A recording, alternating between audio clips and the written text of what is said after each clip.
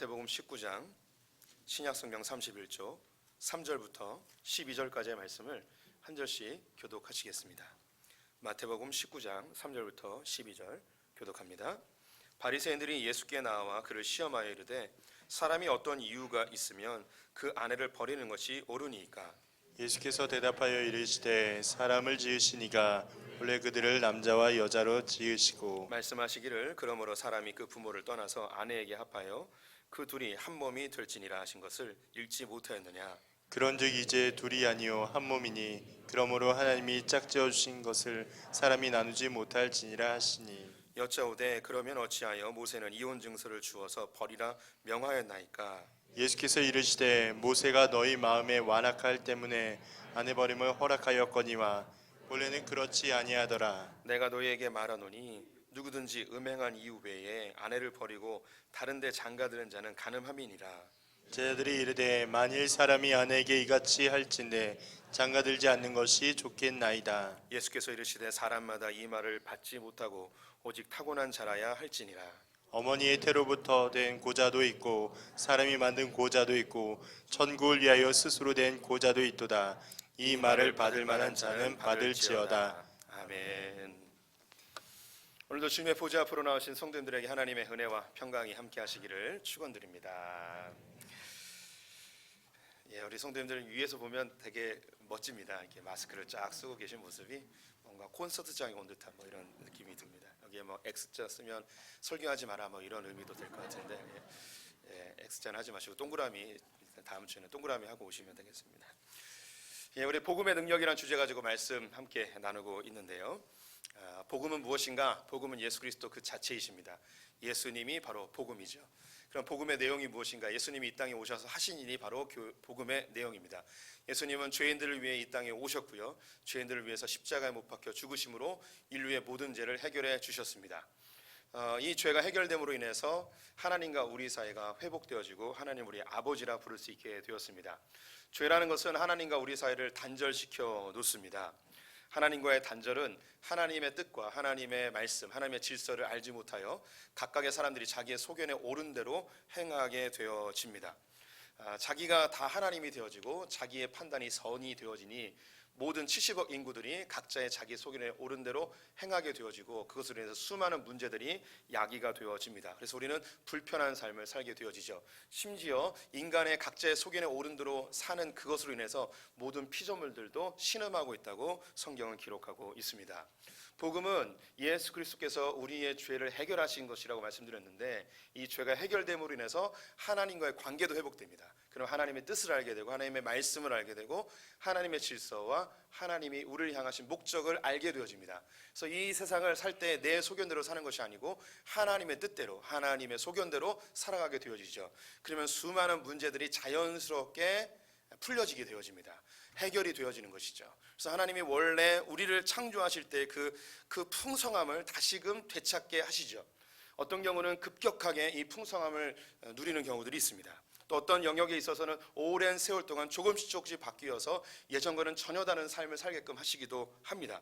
복음은 예수 믿고 단지 천국 가는 것이 아니고 이 복음으로 인해서 내 삶 전체가 하나님이 원하시는 그 풍성함으로 뒤바뀌어지는 그 능력을 가지고 있습니다.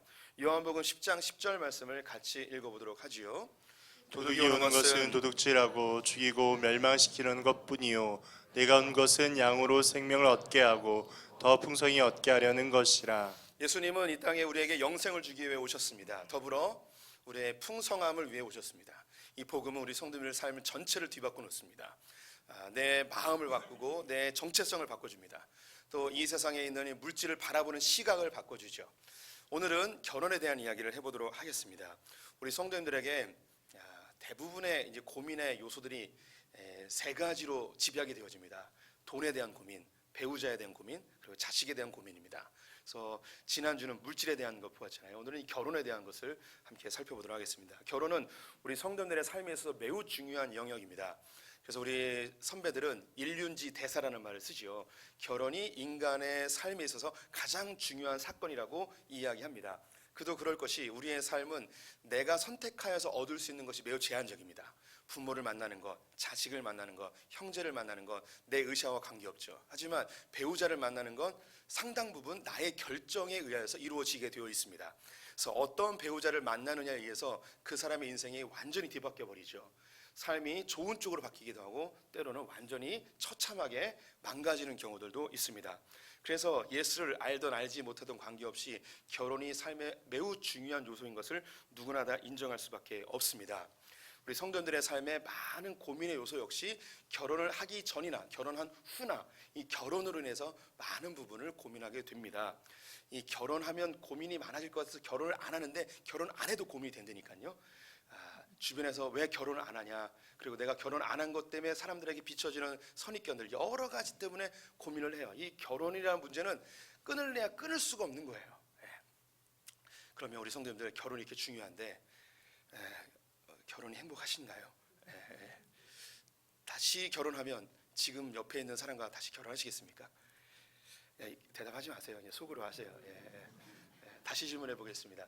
만약에 이 사람이 아니더라도 다시 태어나면 결혼이라는 자취를 하시겠습니까? 우리 가운데 나 그래도 결혼하겠다라는 분이 있을 것이고, 내가 죽어도 결혼 안 하겠다라는 분도 있습니다. 우리 아내가 아는 한 그 나이 많으신 권사님이 자기 딸에게 하는 이야기가 넌 결혼하지 마라라고 이야기했답니다. 이렇게 그 결혼해서 고생하느니 너 그냥 혼자 살아라라고 이야기를 했다고 하는데요. 결혼해도 후회 안 해도 후회라고 이야기하는데 결혼이 도대체 무엇인지, 하나님이 결혼을 뭐라고 이야기하시는지, 복음이 결혼이 뭐라고 하는지 한번 살펴보도록 하겠습니다. 결혼은 언제부터 생겼을까요? 결혼은 누가 만들었을까요? 우리 성도님들은 결혼을 왜 하셨는지 특별한 이유는 없습니다. 우리는 결혼하는 것이 당연지사였습니다. 나이가 들면 당연히 결혼하는 것이 우리의 삶의 한 부분이었죠. 그런데 요즘은 결혼을 안 하는 사람이 점점 늘어나요. 그러다 보니까 결혼을 왜 해야 되는가, 결혼은 언제부터 시작됐는가, 이런 고민들을 하게 되죠. 인류학자들, 진화론자들은 결혼을 사람이 발명한 것이라고 이야기합니다. 결혼은 신석기 문화 때에 인간이 발명한 것이라고 이야기하는데, 구석기 문화 때는 수렵 문화였습니다. 그래서 남자들이 짐승을 잡으러 나가는 거죠. 그러면 집에서는 여인들이 있었어요. 그 가운데 몸이 불편하거나 그런 남자들이 또 있는데 한번 수렵을 가면 오랜 시간 동안 갔다 오는 거예요. 그러면 그 사이에 자기의 여자에게 아기가 생겼는데 이 아기가 내 아이인지 아니면 그 동네에 남아있던 다른 남자의 아이인지 이게 구분이 안 되는 겁니다. 그리고 그것이 크게 중요하지 않았어요. 왜냐하면 공동체로 생활하였기 때문에 그것이 중요하지 않았습니다. 그리고 실제로 지금도 제3세계에서는 한 여자가 아내를 2명, 3명 데리고 있는 모계사회가 있습니다. 그래서 멀리 가면 이 여자를 보호해 줄 사람이 없잖아요. 그러면 자기 동생이 돌봐줘요. 그러면서 부부관계를 갖는 거예요. 그럼 이 동생이 또 수렵이나 거래를 하러 가요. 그럼 형이 돌아와서 또 부부관계가 되는 거죠. 이렇게 되는 사회가 지금도 존재합니다. 그런데 이게 신석기 문화로 넘어오면서 이제 정착 문화, 농경 문화로 바뀌게 되어집니다. 그러면서 이 엄마는 명확하게 드러나는데 아빠가 누군지 모르는 그 부성 불확실성을 좀 개선하고 싶어서 북의 불확실성을 좀 없애기 위해서 아버지가 누구인가에 대한 명확한 이걸 확증하기 위해서 사람이 결혼이라는 것을 발명했다는 거예요. 그래서 한 남자와 한 여자가 결혼해서, 그리고 결혼이라는 한 남자가 여러 명의 여자를 거느릴지라도 결혼이라는 그런 과정을 통해서 이 확증을 하는, 계약하는 이것이 발명이 되었다고 이야기를 하고 있습니다. 그러다 보니까 이 여자를 어떤 형식으로 점점 바뀌냐, 소유물, 물건으로 바뀌게 됩니다. 누가 더 여자를 많이 갖느냐, 여자는 생산성이 있습니다. 그래서 노동력과 군사력을 생산해낼 수 있죠. 그래서 많은 여자를 데리고 있는 것은 굉장히 큰 유익이 있습니다. 그래서 강한 자들, 돈이 많은 사람들이 여러 여자들을 갖게 되어지죠. 그래서 이것은 역사 속에서 모든 세대와 모든 민족과 모든 나라들 가운데 공통적으로 일어나는 일이었어요. 그래서 여러 여자들을 얻을 수 있는 거죠. 이 유교 문화에서 굉장히 중요한 게 뭐냐면 한 남자와 한 여자가 결혼하는 거예요. 그래서 우리 그 조선 왕조 500년 동안 아내를 2명 얻는 것은 불법이었습니다. 아내를 얻으려면 첩을 얻어야 돼요. 자기의 부인을 얻을 수가 없어요. 아내는 반드시 한 명이에요. 첩을 얻어도 되는데 반드시 한 명의 부인만 있었어요. 왜 이걸 공자가 왜 이걸 만들었냐면 그 이전에 한 남자와 한 여자가 아니고 막 여기저기 너무 문란하고 너무 무질서해지는 거예요. 가정이 다 파괴되는 거예요. 이걸 보고 사회를 구성할 때에 한 남자와 한 여자가 결혼하는 것이 가장 적합하다 해서 이것이 우리의 문화가 된 것이고요. 다른 세계에서는 한 남자와 많은 여자, 한 여자가 여러 남자 이런 것을 만약에 결혼하는 분위기들도 실제로 있었습니다. 이때의 중요한 게 뭐냐? 상대방 여자를, 상대방 배우자를 나의 물건처럼 여기는 거죠. 생산성과 군사력이 되어지니까 많으면 많을수록 좋은 겁니다. 그러면서 이 여자를 팔기도 하고 딸을 낳으면 이 딸을 통하여서 부를 축적하고 이 딸을 다시 파는 이런 일이 발생하게 되어집니다. 시간이 점점 지나며 여성들이 교육을 하고 자기 정체성을 찾으며 19세기를 넘어오면서 여성 해방 운동들이 일어나게 되죠. 여자가 더 이상 남자의 귀속되지 않고 소유물이 아니고 물건이 아니다라는 운동들이 일어나게 됩니다. 그러면서 여자들이 남자와 더불어 사는 게 아니라 여자 독립적으로 살 수 있는 그런 사회를 만들자는 운동이 계속 일어나고 있죠. 그래서 이런 문화 속에서 이 결혼율이 점점점 낮아지고 있습니다. 선진국일수록 점점점 낮아지고 있죠. 결혼을 굳이 하지 않아도 되는 거예요. 그러다 보니 인류학자들 중에서 2700년쯤 되어지면 아예 인류 가운데 결혼이라는 문화가 없어질 거라고 생각하는 거예요. 왜 없어진다는 이런 놀라운 발상을 하게 됐냐면 사람이 결혼을 발명했기 때문에 사람이 결혼을 없앨 수도 있다는 거예요. 이게 인류학자들, 진화론자들이 갖고 있는 생각이죠. 그러면 아기는 못 낳냐? 아기 낳을 수 있어요. 결혼을 안 해도 아기는 충분히 낳을 수 있기 때문에 결혼이라는 제도 자체가 없어질 수 있는 가능성이 있다는 거예요. 이것이 허무맹랑한 소리는 아니에요. 이미 결혼은 점점점 줄어들고 있거든요. 2700년까지 우리가 살 일은 없겠지만 그때 그런 일이 벌어질 수도 있습니다. 우리 성도님들 이게 좀 이렇게 마음에 와닿으시나요? 이게 굉장히 그렇구나. 야, 결혼을 이제 이게 사람이 만들었구나. 이렇게 설득이 되어지시나요? 예. 이렇게 이제 결혼에 대해서 사람이 발명했다 이야기하면 결혼이 폐기되어지고 결혼이 존속되지 않습니다. 그럼 성경이 뭐라고 이야기하는가? 성경은 창세기 2장에서 결혼에 대하여 이렇게 명확하게 이야기합니다. 함께 살펴보도록 하지요. 아담이 이르되 이는 내 뼈 중에 뼈요 살 중에 살이라 이것을 남자에게서 취하였은즉 여자라 부르리라 하니라. 이러므로 남자가 부모를 떠나 그의 아내와 합하여 둘이 한 몸을 이룰지로다. 성경은 결혼에 대해서 하나님이 만드셨음을 선언하고 있습니다. 아담을 위하여 하와를 만들어 주셨습니다. 그리고 두 사람이 한 몸이 되라고 결혼하라고 이야기하셨죠. 명령하셨어요. 이건 하나님의 명령이에요. 그래서 사람의 DNA 속에 결혼에 대한 DNA가 있는 거예요. 하나님이 결혼을 창조하셨습니다. 결혼은요, 성경에 있어서 매우 중요한 주제입니다. 성경의 처음 문을 열면 아담과 하와가 에덴 동산에서 결혼하는 것으로 시작이 돼요. 성경을 마무리하는 요한계시록 19장에 가면 교회되어진 신부와 신랑 되신 예수 그리스도의 혼인잔치로 이 인류가 마무리가 되어집니다. 그래서 인류의 시작과 끝은 결혼에 있어요. 하나님은 창세 전부터 결혼이라는 것을 생각하고 계획하셨고 결혼을 통하여 우리에게 무엇인가 메시지를 전해주고 싶은 거예요.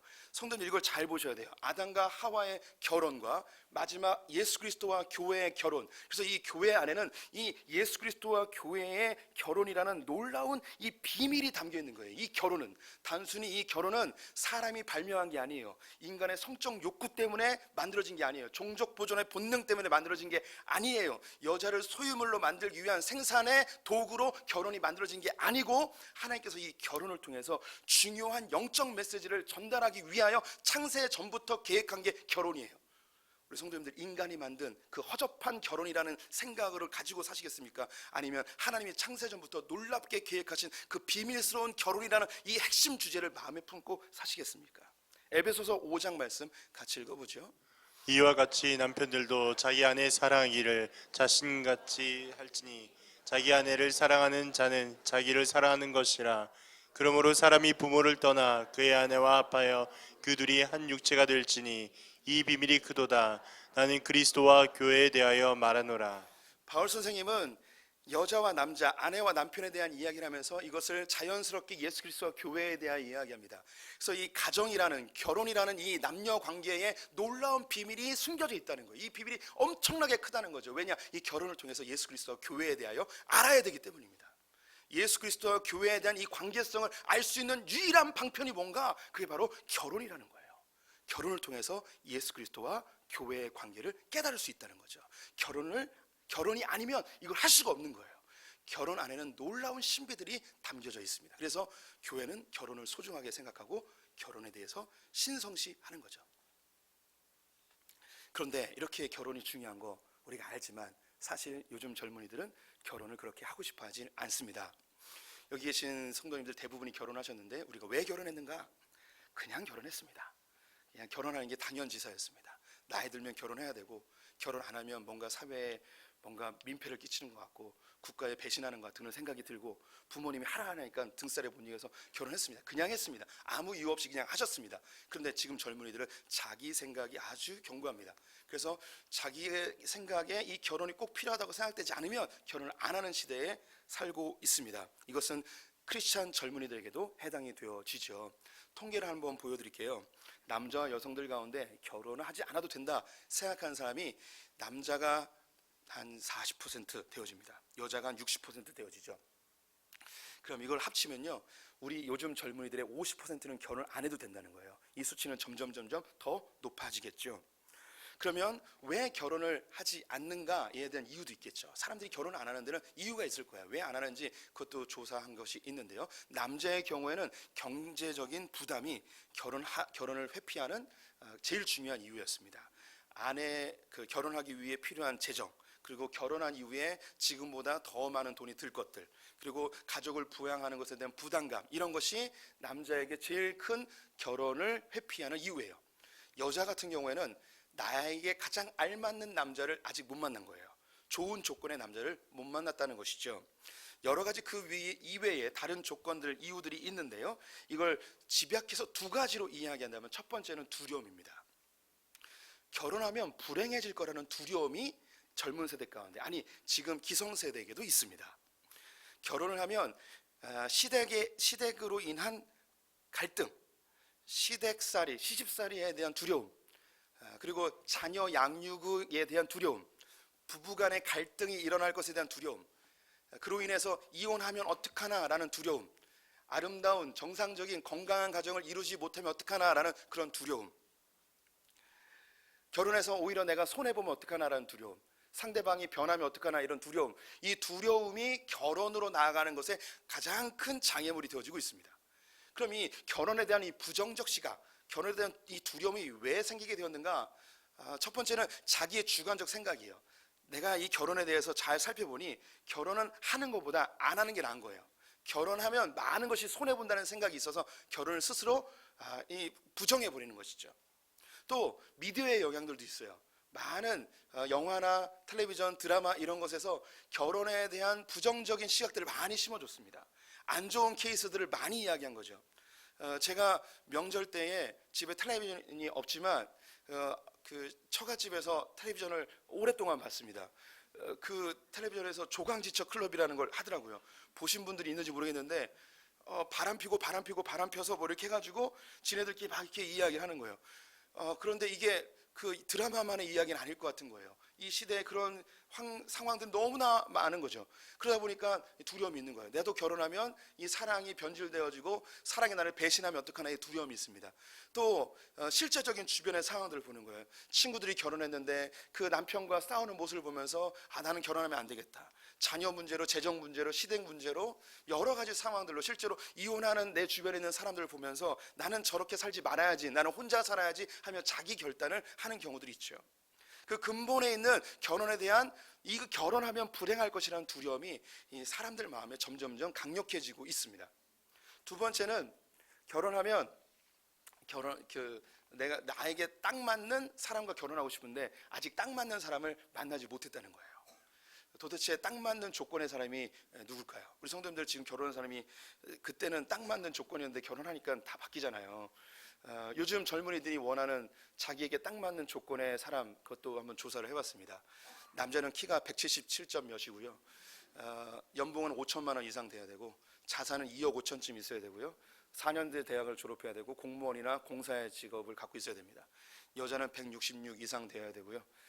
연봉은 4천만 원쯤 되고 4년제 나오고 공무원과 공사이면은 좋겠다는 거. 이게 요즘 젊은이들이 갖고 있는 나에게 딱 맞는 조건이에요. 몇 명이나 될까요? 이런 사람들. 예, 그래서 우리가 다 혼자 사는 거 아닐까라는 생각도 해봅니다. 뭐 이렇게 여러 가지 조건들이 있는데 이거 다 제쳐놓고 사람들에게 당신이 원하는 조건이 뭡니까라고 하면 가장 쉽게 대답하는 게 뭐냐면 좋은 남자, 좋은 여자. 그러면서 좋은 남자, 좋은 여자는 뭘까요? 좋은 남자는요, 어떤 남자냐? 나 귀찮게 안 하고 내 말 잘 듣는 남자, 시키는 대로 다 하는 남자, 이게 좋은 남자예요. 좋은 여자, 바가지 안 긋고 편안하게 하고 자기 말 잘 듣는, 이게 착한 여자죠. 착한 남자, 착한 여자, 이거예요. 그래서 지금 요즘 젊은이들 안에 결혼에 대하여서 부정적 시각을 갖는 첫 번째는 두려움이고요, 두 번째는 난 절대 손해 안 본다는 생각이에요. 이것을 성경에서는 자기애라고 이야기합니다. 나는 안 바뀌어요. 나는 바뀔 생각이 없어요. 결혼하고 싶으면 네가 바뀌라는 거야. 네가 바뀌면 난 결혼해 주겠다는 거죠. 결혼해서라도 나는 절대 안 바뀔 테니까 네가 다 맞춰주면 그때 결혼하겠다는 거죠. 네가 맞춰주지 못하면 난 결혼 안 하겠다는 거죠. 그래서 이런 시대 속에서 나타나는 현상이 뭐냐면 동거라는 거예요. 동거. 결혼을 하면 이혼의 꼬리표가 붙기 때문에 먼저 살아보고 맞는지 안 맞는지 이걸 점검해 본 다음에 그 다음에 결혼하겠다는 것이죠. 점점 이런 문화가 많아지는 거예요. 결혼은 줄고 동거는 많아지고 이런 일이 있죠. 여기 성도님들 잘 보셔야 돼요. 왜 결혼하지 않는 이런 흐름들이 점점점 팽배해지고 있는가? 그 내면에는 여러 가지 이유들을 들겠지만 그 속에는 무엇이 있는가? 두려움과 자기애가 있는 거예요. 성경에서 매우 중요한 이슈로 다루고 있는 게 두려움과 자기애예요. 결혼을 하지 않는 중요한 내 마음의 그 근거에는 결혼해서 내가 불행해지면 어떡하지? 난 두려움이 있어요. 결혼해서 나를 바꾸려 하면, 나를 귀찮게 하면 어떡하지? 난 내 마음대로 내 자유롭게 살고 싶은데 나를 귀찮게 하면 어떡하지? 라는 생각이 우리 안에 있어요. 우리 성도님들이 이런 걸 잘 살펴봐야 돼요. 지금의 이 현 시대의 상황들. 오늘 본문은 바리새인들이 예수님에게 곤란한 질문으로 시험하여서 예수님을 따르는 자들을 가로막기 위한 이 질문을 합니다. 이 질문은 이혼에 대한 것인데 이 본문에는 결혼에 대한 아주 중요한 두 가지 원칙이 제시되어지고 있습니다. 3절 말씀 같이 한번 읽어보도록 하겠습니다. 바리새인들이 예수께 나와 그를 시험하여 이르되 사람이 어떤 이유가 있으면 그 아내를 버리는 것이 옳으니이까. 바리새인들이 예수님에게 사람이 어떤 이유로 자기 아내를 버리는 것이 옳은 겁니까? 틀린 겁니까? 라고 질문을 하고 있습니다. 여기서 이 어떤 이유라는 것이 신명기 25장 1절에 보면 모세가 율법을 이야기할 때 하나님 뭐라 이야기하셨냐면, 한 남자가 여자랑 결혼했는데 이 여자에게 수치스러운 일이 발견되어지면 이혼 증서를 써서 이혼해도 된다라고 되어 있어요. 그래서 여기서 이 수치스러운 일에 대하여 어떤 이유라고 해서 변형하여서 이야기를 하고 있는 것이죠. 모세 율법에서 이 수치스러운 일은 어떤 것이냐, 오늘 예수님도 확정하여 이야기하시는데 간음이에요. 간음한 일이 있으면 이혼 증서를 쓰고 내보내도 된다는 거예요. 근데 왜 이것을 이렇게 율법에 쓰고 있는가? 고대 사회는요, 이 여자들을 소유물로 생각했어요. 물건으로 생각했단 말이에요. 그래서 필요하면 데리고 있고 필요 없으면 버렸어요. 지금 매력을 느꼈는데 매력이 없으면 버릴 수 있는 사회였습니다. 근데 이스라엘 사회에도 이 이방의 그러한 문화들이 그들 안에 깊이 내재되어 있었어요. 그럼 여자들이 함부로 버림받게 되는 거예요. 그래서 성경은 여자의 인권을 보호하기 위해서 한 가지의 경우에만 이혼할 수 있게 한 거예요. 그게 뭐냐? 여자가 간음한 경우, 음행한 경우, 이 경우에만 이혼할 수 있게 한 것이죠. 여기에다 또 이혼 증서를 써주도록 하였습니다. 이혼 증서가 왜 중요하냐? 이 당시에는 이혼을 하면 그냥 내보냈습니다. 그러면 소유권이 남편에게 있기 때문에 다른 남자와 결혼할 수도 없었고, 결혼을 못하면 경제활동을 할 수가 없었어요. 굉장히 어려운 상황이 되는 거예요. 이혼 증서를 주면 이 사람의 더 이상 주인이 없습니다라는 뜻이에요. 저는 이 여자에 대한 소유권을 포기합니다라는 뜻이죠. 그래서 다른 남자와 결혼하여서 경제적 활동을 하고 생계를 이어갈 수 있는 상황이 되는 거죠. 그래서 이 모세의 율법은 엄청나게 여자의 인권을 보호해주는 중요한 덕목이었습니다. 목록이었죠. 그런데 이 유대인들이 이 율법의 말씀을 자기들이 편한 대로 이용하기 시작했어요. 유대인 사회에서 중요한 두 개의 학파가 있었는데요. 하나는 샴마이 학파라는 거고 하나는 힐렐 학파였습니다. 샴마이 학파는 보수적인 학파였는데 이 수치스러운 일을 뭐라 이야기했는가? 간음한 것이다 라고 확증했어요. 반면에 힐렐 학파는 이 수치스러운 일을 좀 더 조목조목 이야기를 합니다. 뭐라 이야기했냐면 접시를 깨트렸을 때, 요리를 못할 때, 몸에서 악취가 날 때, 쌀쌀맞은 목소리로 이야기할 때, 아기를 못 낳을 때, 마지막이 중요합니다.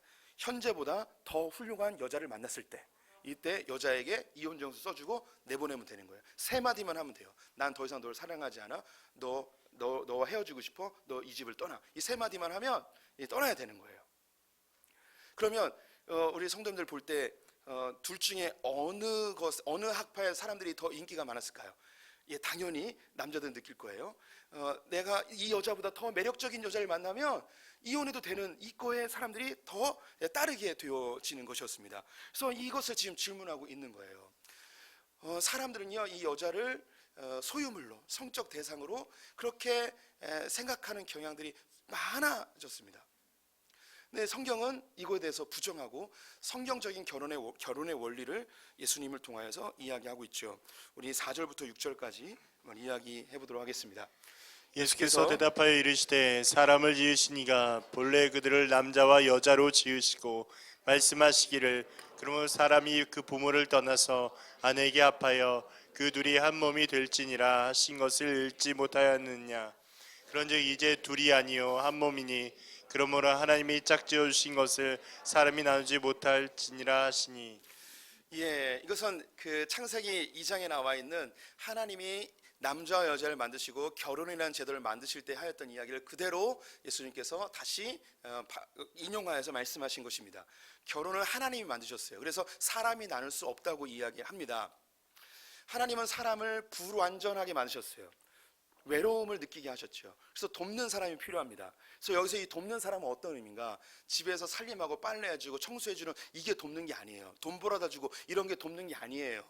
성경에서 이야기하는 이 도움은 무엇인가? 돕는 자는 무엇인가? 내가 불완전한데 이 돕는 자를 통하여서 완전하신 하나님께로 나아가게 하는 이 비밀이 결혼 안에 있는 거예요.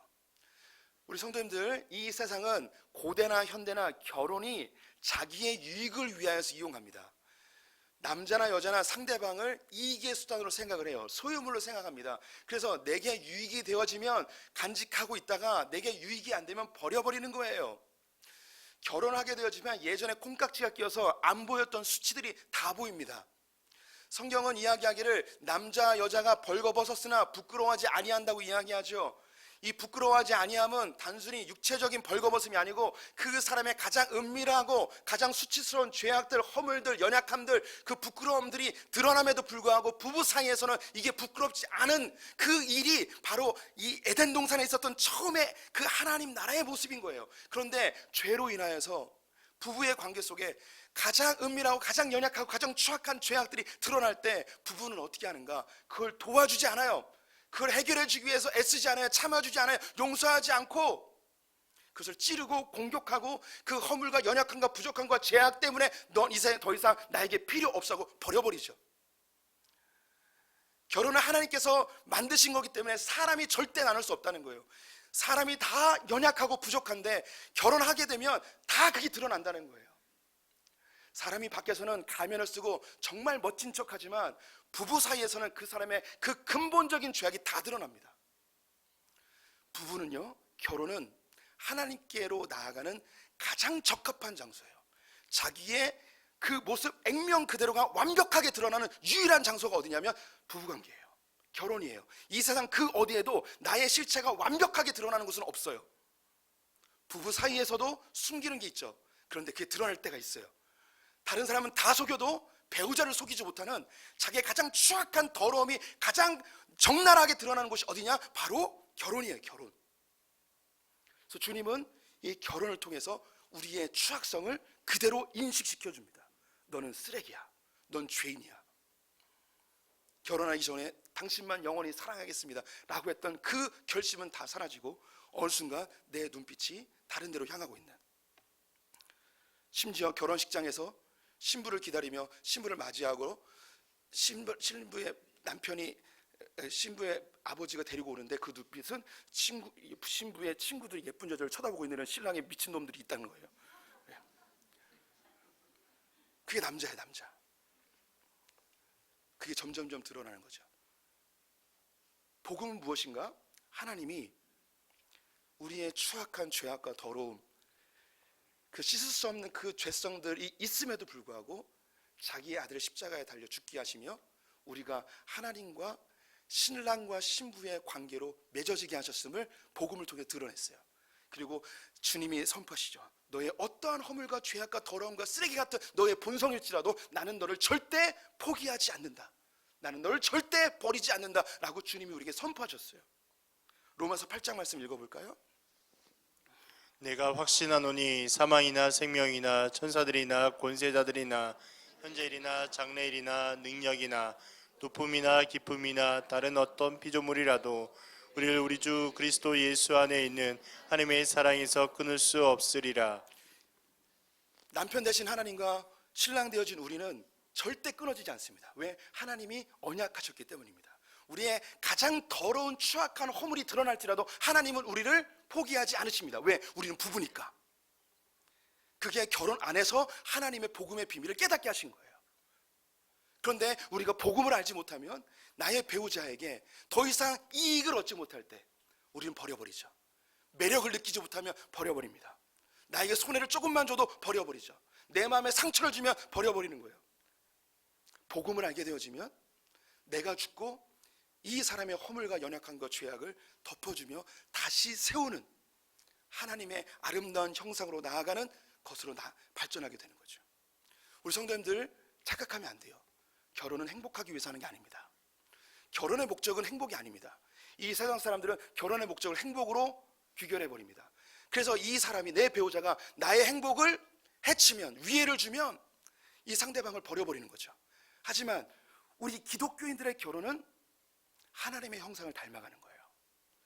나의 배우자가 나에게 위해를 주고 손해를 끼치고 상처를 줄지라도 이 과정을 통해서 하나님을 닮아가는 연습, 복음을 실현하는 연습을 바로 결혼을 통해서 이루는 것입니다.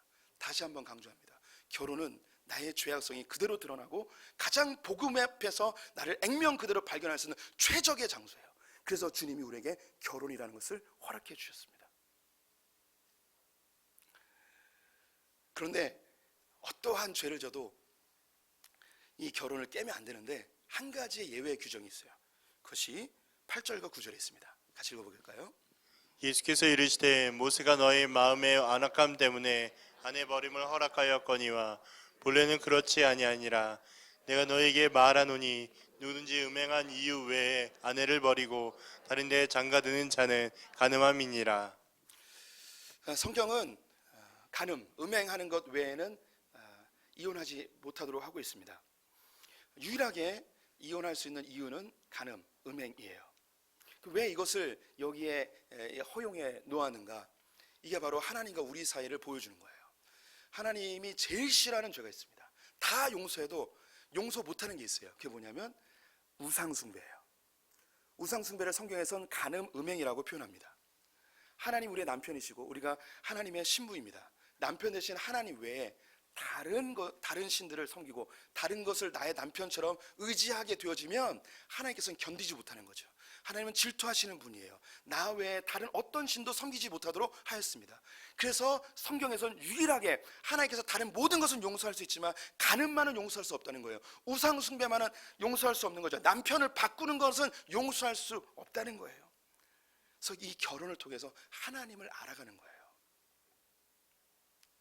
우리 성도님들 그 비둘기처럼 순결하라고 이야기하잖아요.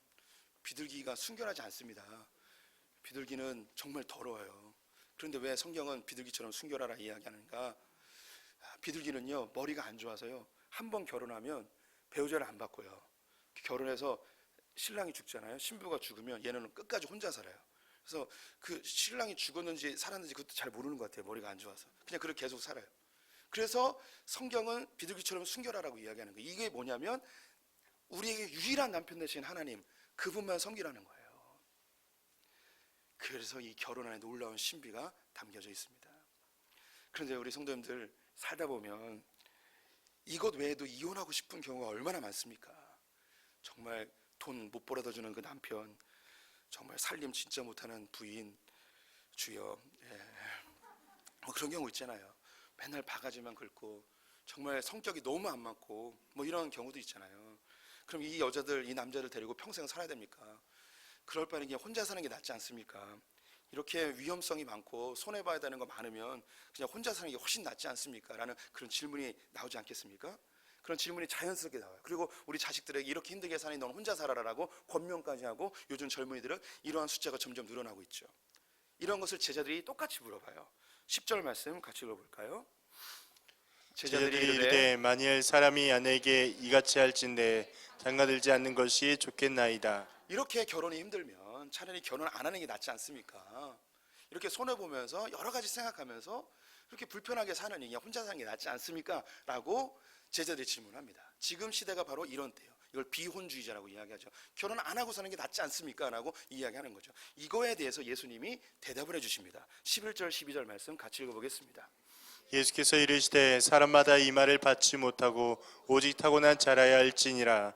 어머니의 태로부터 된 고자도 있고 사람이 만든 고자도 있고 천국을 위하여 스스로 된 고자도 있도다. 이 말을 받을 만한 자는 받을지어다. 예수님이 이야기하는 거예요. 혼자 사면 좋지 않습니까? 라고 이야기했는데 이게 안 된다는 거예요. 혼자 사는 게 아무나 되는 게 안 된다는 거예요. 혼자 사는 건 타고난 자야만 혼자 살 수 있다는 거예요. 혼자 살 수 있어요. 혼자 살 수 있는데 혼자 삶으로 인하여서 나타나는 여러 가지 문제점도 있어요. 성적인, 육체적, 정서적, 도덕적, 윤리적인 핵폭탄을 우리 몸속에 간직하고 살아가는 거예요. 지금 결혼 안 하고 사는 사람들 결혼 안 할 뿐이지 결혼 관계 속에서 하고 있는 것을 다 하고 살아요. 특히 성적인 부분에 대해서는 다 스스로 해결하면서 결혼만 안 한 거예요. 이것으로 인한 문제들이 얼만큼 많이 발생하고 있는지 성도들은 다 알고 있어요. 안 된다는 거예요. 혼자 절대 살 수 없다는 거예요. 사람이 이 외로움의 문제를 해결할 수가 없어요. 타고나야만 할 수 있다는 거예요. 성적인 욕구 해결할 수가 없어요. 결혼 안 해서 안전하게 해결하면 된다는 거예요. 아무나 혼자 사는 게 아니라는 거죠. 할 수 있으면 결혼하고 살으라는 거예요. 그런데 어쩔 수 없이 어떤 상황에 의해서 혼자 된 사람이 있을 수 있다는 거예요. 그것이 12절에 나와 있는데 여기는 고자라고 되어 있습니다. 혼자 사는 거예요. 태어날 때부터 결혼을 못한 거예요. 여러 가지 상황에 의해서 결혼을 못한 거예요. 혼기를 놓친 경우도 있고 뭐 어떤 그 경제적인 이유나 그래서 혼자 살 수밖에 없는 상황에 놓인 사람이 있을 수 있고 또 타이에 의해서 혼자 사는 경우 이혼을 하였던가 사별을 하였던가 여러 가지 이유로 혼자 살게 되어진 사람이 있을 수 있어요. 그리고 마지막으로 하나님 나라를 위해서 스스로 혼자 살기로 결정한 사람이 있다는 거예요. 혼자 사는 게 이게 나쁜 건 아니라는 거예요. 혼자 사는 게 부끄러운 일이거나 인생의 실패자는 아니라는 거예요. 그런데 여기서 중요한 게 있습니다. 혼자 사는 사람이나 결혼한 사람이나 하나님의 복음 안에서 하나님의 이 놀라운 비밀을 깨달기 위해서는 결혼이라는 제도 안에 있는 것이 좋은데 할 수 있으면 다 결혼을 하는 게 좋은데 결혼을 하지 못하였었거나 혼자 살게 될지라도 그 삶의 목표는 어디에 있어야 되는가? 하나님의 나라와 영광을 위해서 살으라는 거예요. 결혼도 목표는 행복이 아니고 하나님 나라와 영광을 위해 되는 거고 결혼을 못해서 나는 불행한 게 아니고 결혼했기 때문에 나는 자유롭게 산다는 게 아니고 이 결혼 안 한 것으로 인해서 자유분방하게 내 마음대로 내 뜻대로 그냥 사는 게 아니고 결혼을 안 해도 결혼 안 한 것 속에서 자기를 절제하며 자기의 육체를 복종시키며 하나님의 나라를 위해 살아야 되는 거고 결혼을 했을지라도 음행이 행하지 아니하고 간음하지 아니하고 어떤 이유에서든 이 여인을 버리지 않고 남편을 버리지 않고 손해와 이익을 따지지 아니하고 배우자를 물건이나 소유물로 취급하지 아니하고 하나님의 언약 안에서 자기를 부인하고 결혼의 관계 속에서 하나님 나라를 추구하며 살아야 되는 거예요. 결혼을 했던 결혼하지 않았던 어떤 상황에서 결혼할 수도 있고 안 할 수도 있지만 결국 궁극적으로 그리스도인들의 삶의 방향성은 행복이 아니고 하나님 나라와 영광을 위하여 하나님 형상을 만들어가는 것에 집중해야 되는 거예요. 우리 성도님들 솔직히 까놓고 얘기해서 천국 가서도 내 배우자가 영원히 배우자일까요? 내 자식이 천국 가도 내 자식인가요? 아니에요. 이거 아셔야 돼요. 천국 가면 다 하나님 앞에서 다 똑같은 형제 자매란 말이에요. 여기서 중요한 거 왜 하나님이 이 결혼을 통해서 이 두 사람이 만나서 치고받고 싸우며 왜 살게 하였는가? 이 안에 하나님 나라의 비밀이 숨겨 있는 거예요. 내 자식이 내 소유물이 아니에요. 하나님 나에게 잠깐 맡기신 다음 설교가 자녀에 대한 부모에 대한 이야기인데 이 관계를 통해서 하나님 나라의 놀라운 비밀을 깨닫게 하기는 원하는 거예요. 이 세상 잠시 소풍 왔다 가는 거예요. 많은 관계들 특별히 결혼과 가족의 관계 속에서 하나님 나라를 발견하기 원하는 거예요. 결혼은 행복하기 위해서 하는 게 아닙니다. 행복을 위해서 결혼하면 제가 장담합니다. 100% 불행해집니다. 하나님 나라를 위해서 결혼한다면, 주님의 형상을 닮아가기 위해 결혼한다면, 우리 성도님들 눈빛이 내가 행복하려고 결혼했었구나, 그래서 내가 이렇게 불행하구나, 막 간절한 눈빛이 면물이 보여가지고 제 마음이 좀 안타깝네요. 격하게 공감하는 분들이 있어요. 내가 이 사람과 결혼하면 좀 더 나아지겠지라고 결혼했어요. 제가 장담하건대 여기 계신 분들 거의 99% 그래요. 그런데 지금 보니 내가 행복을 위해서 결혼했는데 이 사람 때문에 너무 힘들어요. 바꾸셔야 돼요. 주님이 우리에게 왜 결혼을 주셨는가? 결혼은요, 복음 앞에서는 가장 완벽한 장소예요. 나를 완벽하게, 나의 죄성이 드러나는, 나의 수치, 그 누구도 알 수 없는 나의 이 본질적인 죄악이 가장 명확하게 드러나는 곳이 바로 이 결혼이에요. 이 결혼 안에서 예수 그리스도의 보혈의 능력과 하나님과의 관계 속에 회복되어진 진짜 부부의 모습을 만들어 가셔야 됩니다. 혼자 사신다면 자유분방하게 사는 게 아니고 이 나의 삶의 그 많은 시간들을 하나님과 더 긴밀한 관계를 가지며 하나님께 더 가까이 가는 그런 방편으로 삼으셔야 할 것입니다. 아름다운 부부생활 혹은 홀로 살실지라도 주님을 더 닮아가는 성도님들 되시기를 축원드립니다. 기도하겠습니다. 하나님, 우리의 삶의 결혼이라는 놀라운 비밀을 허락하시니 감사합니다. 창세기부터 요한계시록까지 결혼으로 인도하시는 주님, 창세전부터 명령하신 그 결혼을 통해 하나님의 마음, 나를 결코 포기하지 않으시는 신랑 되신 하나님을 발견합니다. 주님, 우리가 우상 숭배하지 아니하고 하나님 외에 다른 남편 섬기지 않고 평생 주님만 쫓는 자들 되게 하여 주시옵소서. 홀로 되었다면 그 시간 동안 하나님만 집중하며 하나님을 위하여서 사는 자들 되게 하여 주시옵소서. 삶을 정돈하고 자유하게 살지 않고 자기 육체를 복종시키며 주님 앞에 경건한 하나님의 제자로 살아가는 자들 되게 하여 주시옵소서. 예수님의 이름으로 기도드렸습니다.